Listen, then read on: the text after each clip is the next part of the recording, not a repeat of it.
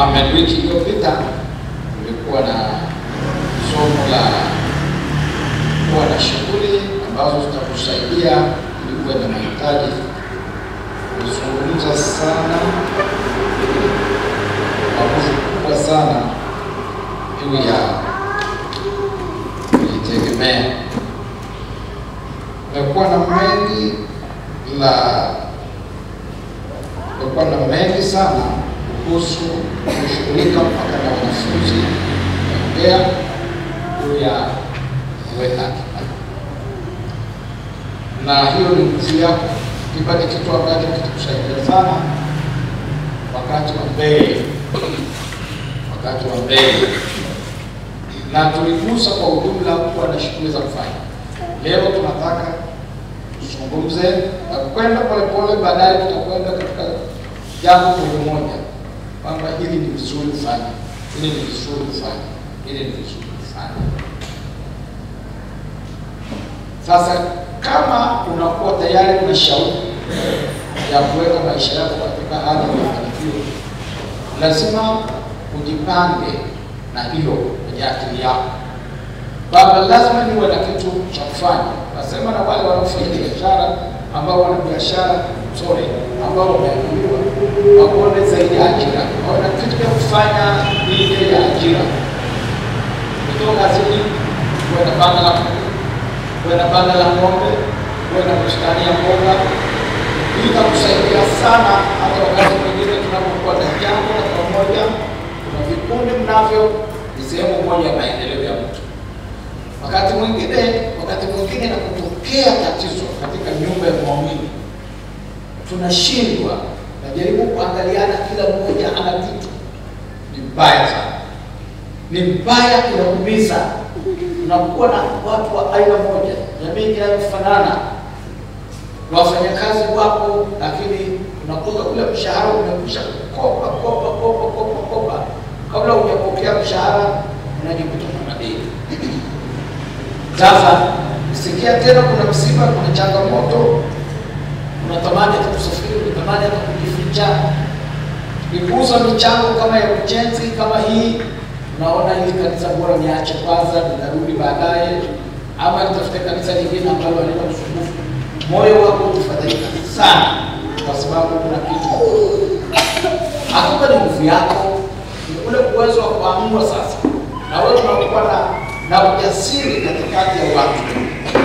Kuna nguvu ya kusimama na wengine, nguvu ya kusimama wakati wa changamoto. Kitokea jambo la msiba katika kanisa, msiba huu hivi kwa fulani nini, watu wenye vitu kuwa wajivuti. Nasema unajikuta mnakuwa na kiringi cha kamati cha watu fulani, mnatatua tatizo. Wakati mwingine mtoto amepata nafasi ya kwenda nje au chuo kikuu amekwama, watu wenye uwezo wanaweza kuwazo. Lakini hakuna kitu kibaya kama kukutana wote kwa wote. Unapotaka kufanya jambo, unakuta mnasema tukutane saa ngapi, alafu tunapotea. Hata ule muda mliokubaliana wa kukutana unapotea, hauwezi kurudi. Ujasiri wa kurudi haupo, nguvu ya kurudi haipo, kwa sababu mikononi hamna kitu. Watu wa Mungu wafanye kazi. Nitazungumza kidogo kwa wanafunzi baadaye, lakini hebu nizungumze kwa ujumla. Unapotaka kufanya shughuli za biashara, hebu jaribu kufikiria kufanya biashara gani. Sikurupuka unafanya biashara gani. Hapo sikiliza sana mafunzo yangu haya. Kitu cha kwanza, andika aina ya biashara. Andika aina za biashara. Ikiwa ni pamoja na biashara ya kilimo, mifugo. Kwa sababu kilimo ni biashara na mifugo ni biashara. Sasa unaangalie ufanyaje wewe, andika zote. Ukimaliza kuandika zote hizo biashara, wewe andika duka, andika hiki, piga kwenye ufugaji, andika kuku, andika mbuzi, andika ng'ombe wa maziwa, andika kila kitu. Kishamaliza kuandika, weka jambo lako mbele za Mungu kwa muda usiopungua siku 21. Hizi biashara zinakufa, zinaleta fedheha. Watu wa Biblia inasema mtu akitaka kujenga na hajafanya mahesabu, nataka kujenga mnara. Alafu akianza na anashindwa kabla hajaenda mbali. Watu wote wanaopitia njia ile wanasema bila shaka alikurupuka. Hakuwa na mpango, alitamani kuona mahali akwaza kulifanya. Chagua biashara moja katika hizo ama mbili. Na ukimaliza maombi yako ya siku 21, ondoka, simama na sadaka. Simama na sadaka mbele za Mungu kama mbegu.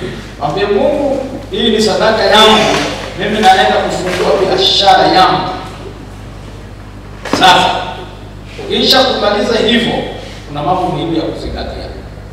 Nafikiri katika hili hatuna maswali, tunaelewana kwamba naandika aina ya biashara nyingi za biashara ambazo zinafanywa na watu. Na katika hizo biashara unaziandika zote, unapata muda wa siku 21 kuomba, na ukiwa kwenye kuomba katika siku 21 utaona baadaye roho yako ikisimama kwenye aina fulani ya biashara. Baba, mimi kwa muda huu nitastick kwenye biashara ya kilimo. Takuwa nalima mboga kila nikitoka kazini, kwa yule ambaye yuko kazini, kwa yule ambaye yuko kazini, asema mimi nitapambana na aina kilimo hiki. Eneo natafuta hii, itakuwa biashara rahisi kwangu, nasikia msukumo wa ndani. Bwana asifiwe. Bwana asifiwe. Amen. Kwa ajili ya ule msukumo wa ndani, na utaona kitu gani moyo wako umeshikamana. Natoa sadaka, ukimaliza sasa simama na vitu vya kugusa. Kuna vitu vya kuzingatia. Moja ni mahali pa biashara. Biashara ina tabia ina kanuni. Kanuni moja wapo ni hiyo biashara unataka kufanya, unakwenda kufanya wapi. Kuna kitu kimoja nataka nisungumze katika Biblia kwenye kitabu cha Mithali sura ya 31 mstari wa 10 na kusomea mpaka 29. Anasema mke mwema nani awezaye kumwona? Maana kima chake chapita kima cha majani, moyo mmewe mwamini, wala hatakosa kupata mapato, kumtendea mema wala si mabaya siku zote za maisha yake. Utafuta sufu na kitani, fanya kazi yake ya mikono kwa moyo, afanana na merikebu ya biashara, kuleta chakula cha kutoka mbali. Tena wapa kabla usiku haujaisha, wapa watu wa nyumbani kwake chakula na wajakazi wake sehemu zao. Kuangalia shamba kanunua na mapato mikono yake kama mizabibu. Jifua nguvu viuno kama mshipi, kutia mikono yake nguvu. Kuona kama bidhaa yake ina faida, taa yake haizimiki usiku. Kutia mikono yake katika kusokota na mikono yake kushika pia. Wakujulia maskini mikono yake, na kuwanyoshea wahitaji mikono yake. Awafise mtu watu wa nyumbani mwake, maana wote wa nyumbani mwake uvika wa mavazi. Kufanyia mazulia urembo na mavazi yake ya kitani safi na mizani. Mumewe hujulikana na wote, aketiwa pamoja na wazee wa nchi. Kufanya nguo za kitani na kuziuza, wako wafanya biashara mjini. Nguvu na hadhi ndio mavazi yake, anamcheka wakati ujao. Kufungua kinywa chake kwa hekima, na sheria wema iko katika mwili wake. Waangalia sana njia za watu nyumbani mwake, wala hali chakula cha uvivu. Wanawe kuondoka na kumunda heri, mumewe nayo msifu na kusema binti za watu wengi wamefanya mema, lakini wewe umewapita. Bwana asifiwe. Ukisoma sana mithali hii imeibwa kama mithali, sababu ni kama aina ya shairi, lakini amezungumza mambo muhimu sana. Anamtaja mwanamke hapo, ndio ukaangalia ukaona ni mwanamke anataka, lakini maana kubwa sana ni kanisa. Kanisa ni mke wa Kristo, na kanisa sio mshirika mmoja, mtuko wengi. Sasa unaangalia ija kwa huo mfano wa mwanamke, anasema nani anamwona mke mzuri, maana mzuri wake lazidi ana rangi ambayo ilikuwa ya thamani sana siku hizo. Lakini pia anasema moyo mume wake unamwamini kwa kuwa hakosi na hato. Baba, tunapokuja kwenye jambo hili la kujishughulisha, tunataka mshirika wetu awe na dhambi. kama haiko kwenye akili yako, kama mimi nataka kufanya biashara, maisha yetu yatakuwa haya mapenzi na kutoka kwenye maisha haya. Na ili kutoka kwenye maisha haya lazima tufanye maamuzi. Kila mmoja afanye maamuzi ya kwamba kwenye uwezo wake. Hapo mnisikilize. Naomba mnisikilize. Hata wale wanaofanya kazi mzee, mshahara wa kutosha. Lakini pia tukubaliane kitu kimoja, ya kwamba kama tunaishi maisha kubangaiza, hautajenga mzuri wa maisha na hautafurahia maisha. Lazima tukubaliane, kila mmoja abebe hili kwenye moyo wake. Nataka kuwa mtu mwenye uwezo wa kiuchumi. Hebu sema, nataka kuwa mtu mwenye uwezo wa kiuchumi. Sema kwa sauti kidogo. Na lazima iwe dhamira. Hakuna ndoto, hakuna miujiza, lakini lazima uwe na ndoto. Shaka na ndoto kama mimi nataka kuwa mtu mwenye uwezo. Niwe na uchumi mzuri, niwe ninamiliki uchumi mzuri. Hakuna namna. Ukiisha kuamua sasa unataka kumiliki uchumi mzuri na kuonyesha njia. Kitu cha kwanza lazima uorodheshe aina za biashara ambazo zipo zinafanywa na watu, ambazo unaweza kufanya hapa baadaye. Nikasema kuna kilimo, kuna ufugaji, kuna biashara nyingine nyingi za kufungua. Ukiandika biashara yako na umeandika kazi yako au ofisi yako ya saluni na nini, andika vitu vile ambavyo unafikiri kwamba ni moja biashara muhimu hapa unaweza kufanya. Ukimaliza kuandika ilikuwa siku 21, omba. Mlilie Mungu, weka mikono yako kwenye kile kwenye ile orodha. Ukishamaliza kuomba katika ile siku 21, simama na sadaka yako. Ukisimama ukitoka pale bila ya shaka, kuna mahali msukumo unapata kwenye moyo wako. Moyo wako utakuongoza kwenye moja wapo ya hiyo biashara, ikiwa ni ufugaji, ikiwa ni kilimo, ama biashara ya kutafuta. Haleluya. Amen. Wengi wanaamua kufungua banda la nyanya. Anasema mtaji mkubwa. Bado banda la nyanya sio kubwa, bado mboga sio kubwa, lakini anaona nitauza mboga. Mimi nataka nimwambie, hayo ndio mawazo mabaya. Kwa sababu hivi sasa wewe unaongea hivi, unapotoka kwenda kuuza mboga. Mungu hawezi kukupa kitu kikubwa hata wewe huwezi kusimamia. Unahitaji kujenga uzoefu wa biashara. Biashara moja kutoa biashara nyingine.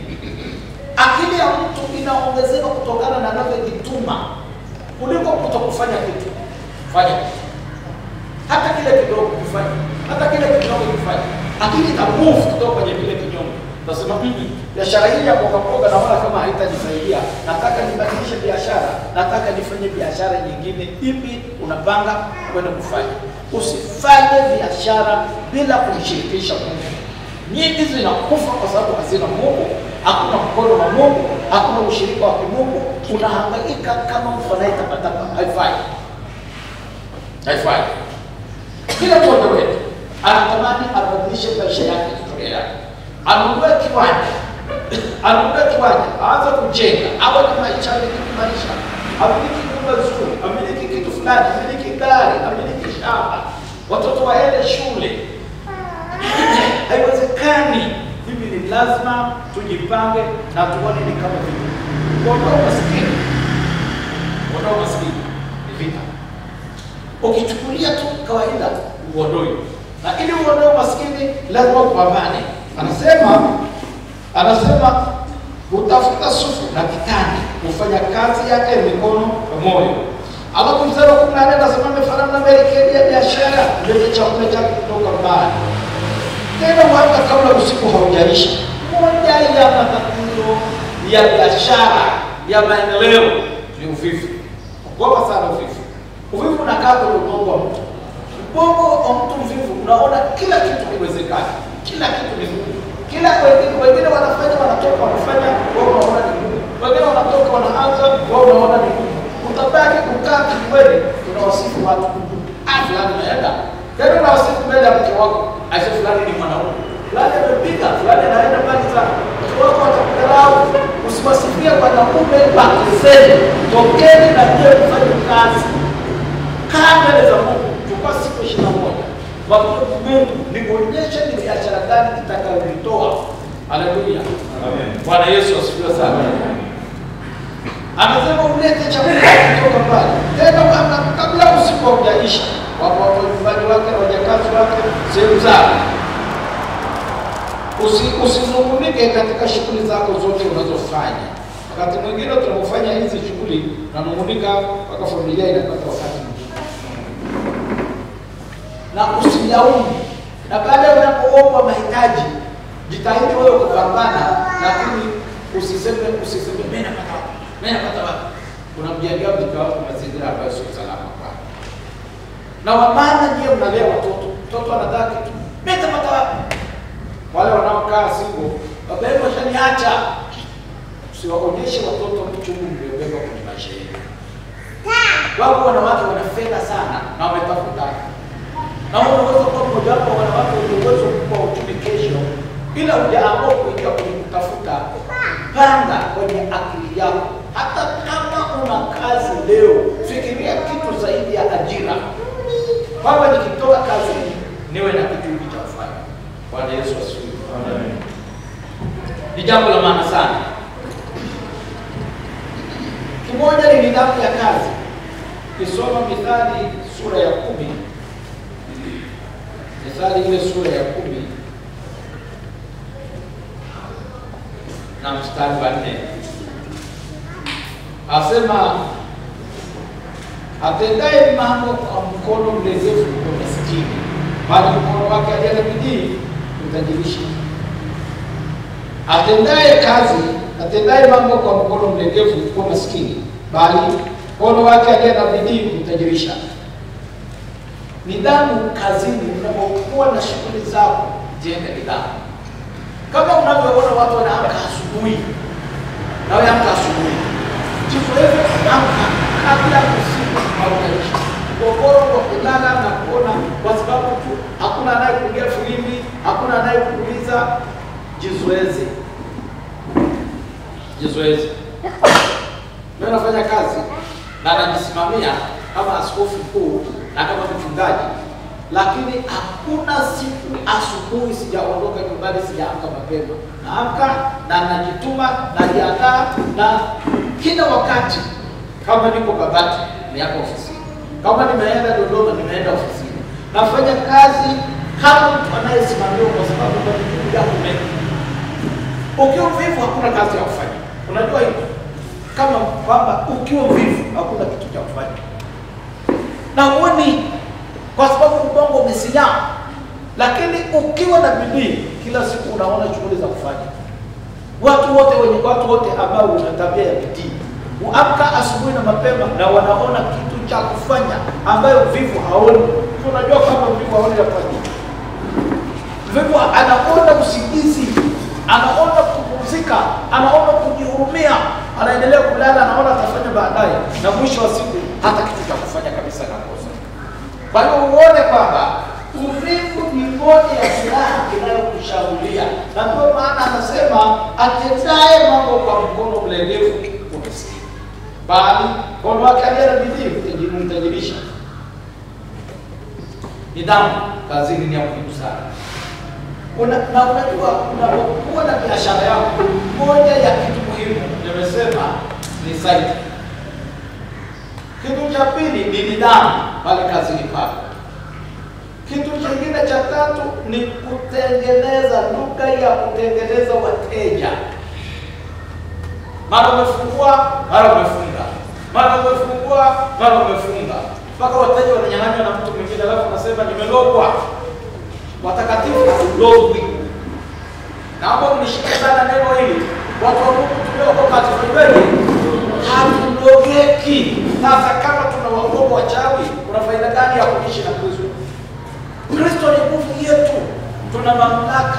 Biblia inasema nimewapa mamlaka ya kukanyaga nguvu za nge. Wewe umefunga banda, haupo.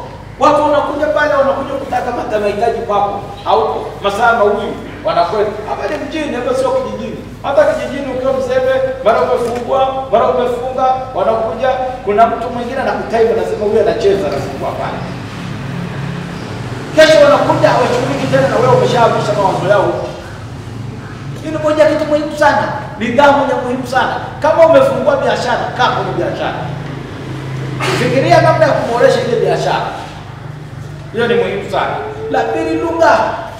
Wasichana wa dada, tunafungua banda, pale sio mahali pa kutafuta wachumba. Pale ni mahali pa kutafuta mahitaji yako.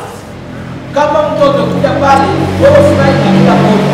Furahi na mchafu, furahi na mzuri, furahi na mtu ambaye sura yake upendi, furahi na mtu ambaye sura yake unapenda, kwa sababu wewe unachouza ni biashara. Kama yeye analeta mtazamo wake, ataishia hapo, maana wewe unajielewa. Sema amen.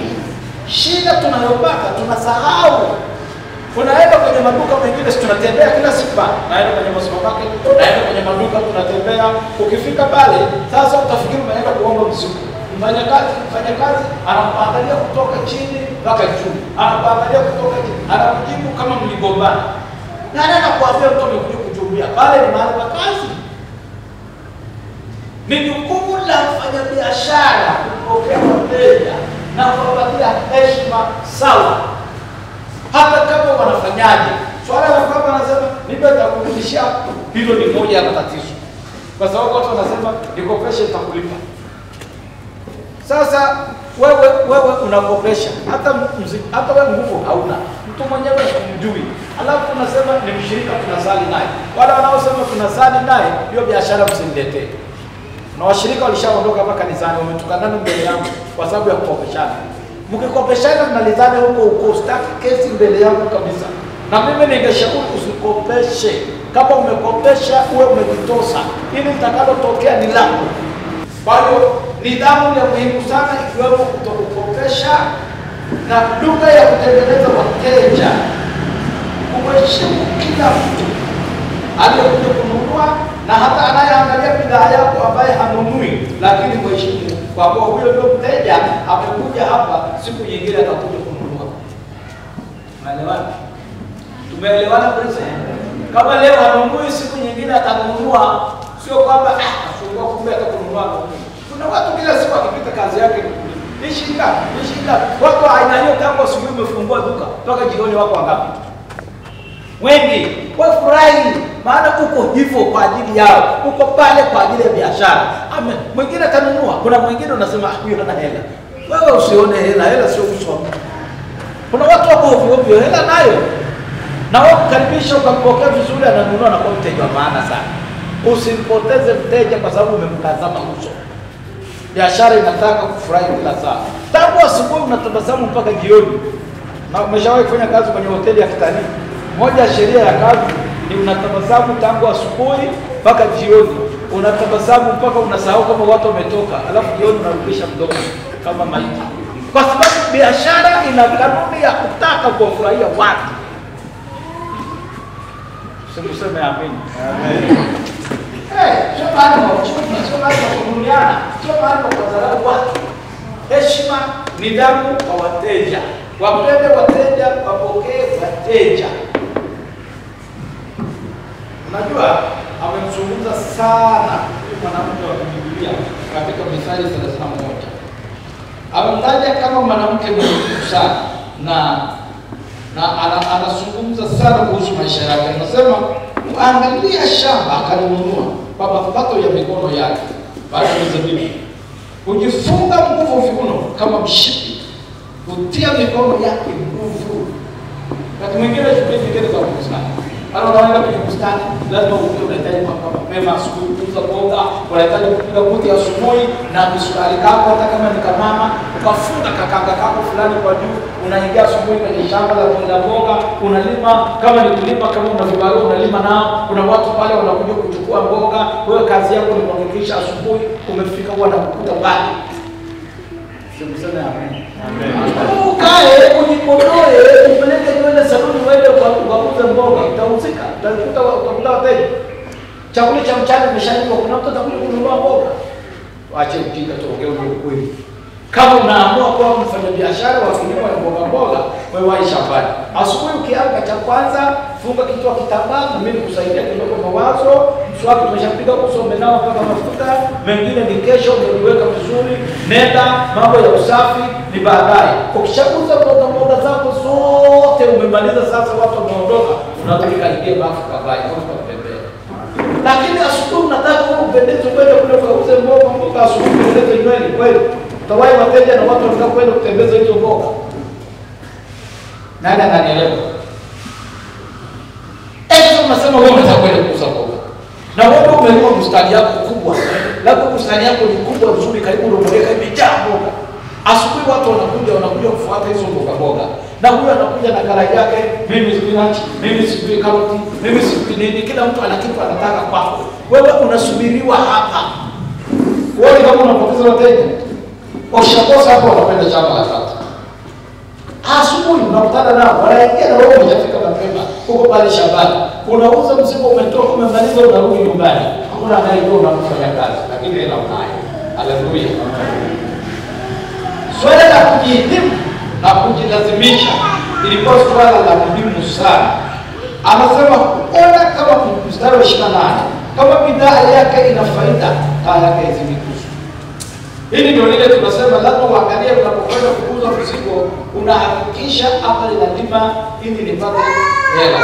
Hapa ninafungua duka nipate hela. Unaangalia site na aina ya biashara na wateja wako walioko pale. Lazima umudu mahitaji ya wateja.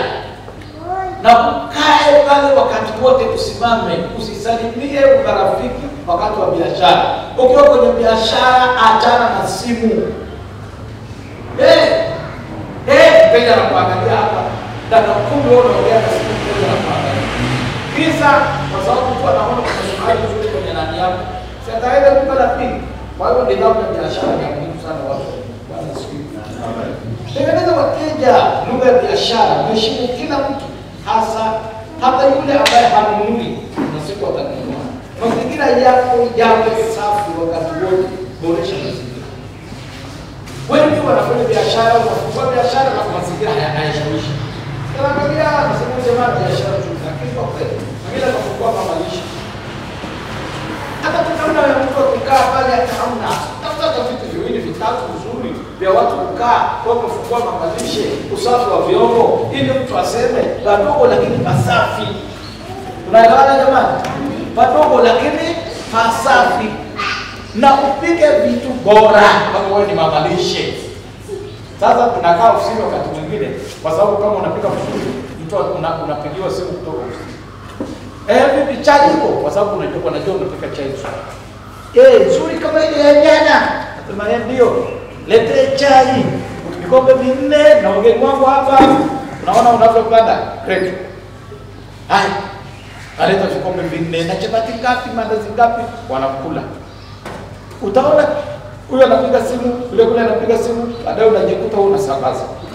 Unaenda unasambaza. Baadaye kuna center nzuri umeshajenga jina na wateja. Mmenielewa nilichowaambia? Uweze kutembeza miaka 7. Labda wewe unafunga usikilisha.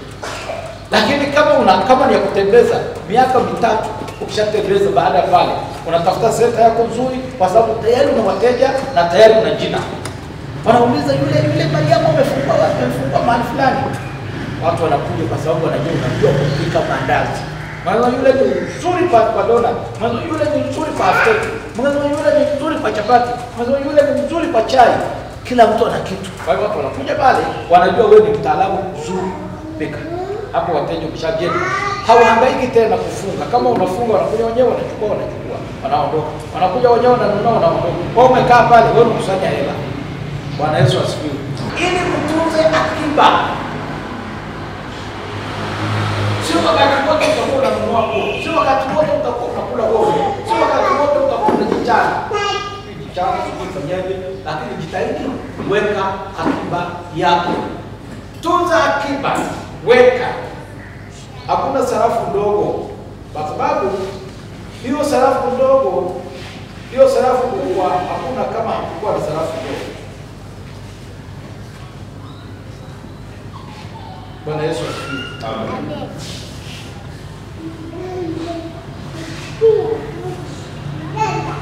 Wakati unapoweka akiba yako, akiba sio mtaji. Akiba sio mtaji. Mtaji ni kitu kingine, akiba ni kitu kingine. Akiba ni kile kinachotokana na faida. Kwamba sasa nimeuza leo, biashara imepitaje, mzigo umetoka, nimepata pesa kiasi hiki, faida ni kiasi hiki, hii ni ya mtaji. Tenga mtaji. Kwa hii faida ndio utagawana chakula, utagawa kutoka hapo, utagawa chakula na akiba. Lakini tutaidi kuweka akiba kama hiyo.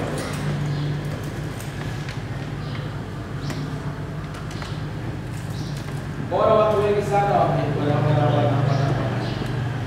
wanalalamika sio namna ya kushinda. Wengine ukishafanya biashara haiendi, biashara inakutenga na Mungu. Wengine akipata biashara kidogo tu, naona tayari kanisani zitaonekana. Sasa tena ni nini mbaya? Na hiyo shida watu wengi, akifanikiwa biashara inaenda. Mimi sikuambii ufunge biashara usifanye. Cheki. Kuna muda wa kuomba na kuna muda unahangaika kama muda huu ni muda mzuri wa mimi na wewe. Muda wangu huu wa biashara. Nitawapa mfano mmoja. Ngoja nitawapa mfano mmoja.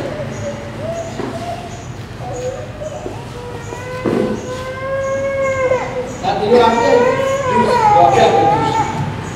Nilikuwa Dodoma jana wiki leo na ndoto wetu. Watu wasimamizi wa hiki. Tulienda Dodoma wakati wa hiki. Kwenye siku ile tulienda Dodoma. Kuna migahawa mikubwa. Ukifika hiyo migahawa, kuna mgahawa mmoja ndio Mwambao Dodoma. Kuna mgahawa mwingine ndio Chief Asili pale Dodoma. Hiyo ni migahawa mawaziri wanakula huko. Kwa moja kwa magari ya kama tunahangaika hata naona kupata gari kupata tunapata tunapata kile alafu na kuja kula mgahawa. Wale watu muda kule wafunga mwezi wa Ramadhani walifunga ile mgahawa. Wale watu hawajaokoka. Wala hamjui Mungu, wala hawana Mungu. Wana imani ya ajabu. Sisi tumeokoka lakini hatuna uhusiano na Mungu. Na tunataka Mungu ndio awe mlinzi, Mungu ndio awe baraka wetu. Jamani, mama nani sio sawa. Huyu Mungu ambaye una muda naye kabisa. Hebu fikiria wale watu wamefunga saa 11 jioni, saa 12 jioni wanatangaza na kuambia kuna futari. Kuna jam. Wafunga jioni tangu asubuhi wamefunga. Tuwakosa tulienda tukanywa chai mahali fulani kwa kofio sana. Tulipata shida kwa sababu yale ni migahawa mikubwa pale Dodoma. Lakini mlokole akipata biashara akafanikiwa kidogo kanisani haji, lugha inabadilika, hajali tena, hana Mungu kwenye akili yake, anabadilisha mpaka na marafiki. Ama anasema uongo. Semeni ukweli, ni uongo au kweli? Mpaka marafiki anabadilisha. Kisa tu kwa sababu ameanza kubadilika, uchumi kidogo umekaa, unaona haya watu wanaotembea nao, wote kuingia njiani na kuingia hivi, matatu. Kuna sasa hivi haangalipa, anaangalia kuona na kuingia mkono. Baadaye naenda. Akipata kaka nyingine. Usimpe Mungu kisogo pale anapowapatia nini mahitaji. Pale ambapo Mungu anawabariki, usimpe Mungu kisogo. Mafanikio yanapokuwepo yasiwatenganishe na Mungu. Bwana Yesu asifiwe sana. Nini mnaokoka? Nini mnamjua Mungu? Lakini pindi mnapoanza kuwa na njia ya mafanikio, sio sasa hatuna nafasi ya kwenda kanisani. Niko busy. Mimi nafanya biashara, nitafunga. Kwa sababu tunamtukana Mungu. Kisoma kitabu cha Kutoka sura ya 10 mstari wa 28. Farao akamwita Musa na kumwambia, haya ni nini mkamtumikia Bwana kondoo zenu na ng'ombe zenu tu, na waache watoto wenu na waende pamoja nanyi. Na kuangalia sasa jinsi gani shetani anavyotaka ngoja kile ambacho wanajua kwamba wewe hivi ukisimama tacho pamoja na Mungu unapata nguvu. Shetani anajua. Katika lugha hii ya Farao unatambua moja kwa moja. Shetani anajua kwenye mafanikio ndio nafasi ya ninyi kumwona Mungu. Ndio nafasi ya ninyi kumtumikia Mungu. Anawaambia nendeni ninyi. Nendeni na watoto wenu lakini mali niachie. Musa anajibu nini? Musa akasema, ni lazima kutumia mkononi mwetu wanyama wa dhabihu na wa sadaka za kuteketezwa ili tupate kumchinjia Bwana Mungu wetu dhabihu. Makundi yetu pia watakwenda pamoja nasi. Hautasalia nyuma hapo upako mmoja. Kwa maana inatupasa kutwaa katika hao na hatujui hata tutakapofika huko ni kitu gani ambacho kwa hicho itatupasa kumtumikia Bwana. Kila wakati unapofanya shughuli zako za biashara, unahangaika na bustani, unajua umefanya kazi ya bustani tangu asubuhi. Inapofika muda wa saa 8 unajua watu wote, labda saa 7 watu wote wametoka, mboga zimetoka. Hata saa 7 ifiki, saa 5 watu wanaondoka wote, wameenda kutembeza mboga. Kama unazo nyingi, unaendelea kusafirishwa, bali uko shambani. Jione ukifunga, pitia hapo kanisani, muda kuomba huko. Nilimwambia August anzisha kundi la waombaji na watu wafanya kazi. Wao na siku za muda wao wa kuomba. Ili wasiseme hawana muda wa kuomba. Sasa mbona kazi wanatoka wanaongea huko mtaani wanakunywa kahawa, kwa nini wakose muda na Mungu? Bali unapoona huna muda na Mungu, basi huna muda na maisha. Kwa sababu maisha ni Mungu. Ukitenga maisha na Mungu au shughuli za biashara na Mungu, ukaona huna muda na Mungu, ukaona uko busy sana, wewe hapo unamsukuma Mungu nje ya maisha yako. Unashindaje? Unashindaje? Unastawije? Hiyo biashara itaendeleaje? Mkono wa Mungu unaondoka juu yako. Utafanya nini peke yako? Hicho unachokiamini hakikusaidie. Pale tunapoona nafasi na mafanikio, ni wakati wetu wa kusogelea Mungu. Usikose muda na Mungu. Angalia majibu ya Musa. Anamwambia hata sisi hatujui. Tokio kule mbele ya safari. Nini kitakupasa kutolea Mungu? Kwa hiyo hakubaki hata wako. Shetani ametuzuia mara ngapi katika mambo ya zaka. Tunafanya kazi, tunafanikiwa, mtu anapata mshahara, mtu anafanya kazi, kunatokea wakati mwingine unapata fedha ya ziada, kuna wakati mwingine unafanya kazi, umebarikiwa shambani, umebarikiwa katika maeneo yako, wanaotoa zaka waaminifu na wachache. Wengine wale wanaoishi maisha ujanja, na ule ujanja hautupeleki kwenye baraka. Tunakutana na jangwa la maisha. Kama mtu wa Mungu anataka kufanikiwa, hebu panga shughuli za kufanya. Fuata hizi kanuni ndogo chache nilizokufundisheni. Alafu usimtenge Mungu na mafanikio yako. Hakikisha kila unachofanikiwa Mungu ni sehemu ya baraka yako. Hakikisha mali ile unamtolea Mungu zaka na sadaka bora ya furaha. Kila jambo unalotimiza katika kanisa litimize kwa furaha. Wewe unataka kuwa kusukuma hivyo kufanya kitu cha kanisa, kwa jambo kanisani, watu wanaingia msiba. Shinde hiyo hali ya msiba. Usiposhinda moyo wenye msiba katika kusukuma, usiposhinda hiyo hali ya huzuni au kafara. Moja ya kitu cha kutunza kwenye maisha yako, kutunza furaha. Tunza nini? Furaha. Tunza furaha. Usiishi kwenye huzuni. Sikia kuna matoleo na huzuni. Kuna michango una huzuni. Shetani atakuletea huzuni wa moyo. Kwa sababu ya vitu ambavyo Bwana anakupatia. Anakupa ni mwingine, anataka kutawala mwingine, anaitawala mwingine. Mungu anakupa, au shetani anatawala. Matumizi yote shetani anasimamia. Wako watu wengi wanaishi namna hiyo. Mishahara yao shetani anasimamia matumizi, lakini anayewapa ni nani? Mungu. Shughuli zao, biashara yao ndogo, Mungu anawasaidia, wanapata nguvu na afya kutoka kazi wanafanya. Lakini kile wanachofanya, wanachopata, shetani ndio atasimamia. Hamwezi kufanya. Hamwezi kabisa. Hao wakaweka msimamo mkali sana, wakamwambia hatubakizi kitu chochote. Makundi yetu yatakwenda pamoja na sisi. Tena anamwambia makundi yetu pia watakwenda pamoja nasi. Hautasalia nyuma hata upato mmoja. Kwa maana inampasa kutwaa katika hao tupate kumtumikia Bwana Mungu wetu. Nasi hatujui hata tutakapofika huko ni kitu gani ambacho kwa hicho inatupasa kumtumikia Bwana. Haleluya. Upinzani huu ni mkali sana. Na lazima usimame ukitunza msimamo wa kile unachotolea Mungu.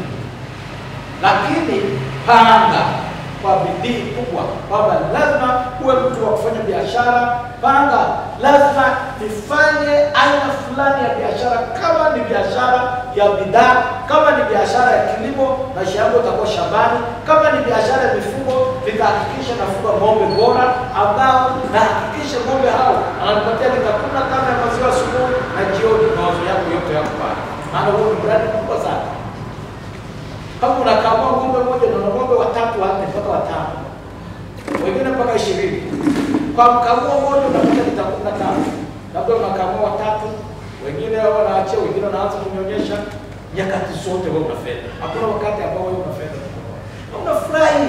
Na unafurahi ukitoka kazini, una biashara hii, una biashara hii, labda wewe umeajiriwa, mwisho wa siku wewe unajikuta una fedha. Na una nguvu ya kufanya vitu vingi. Lakini unakosa kitu cha kufanya kwa sababu hata kidogo unachofanya hakuna. Hata kidogo unachofanya hakuna.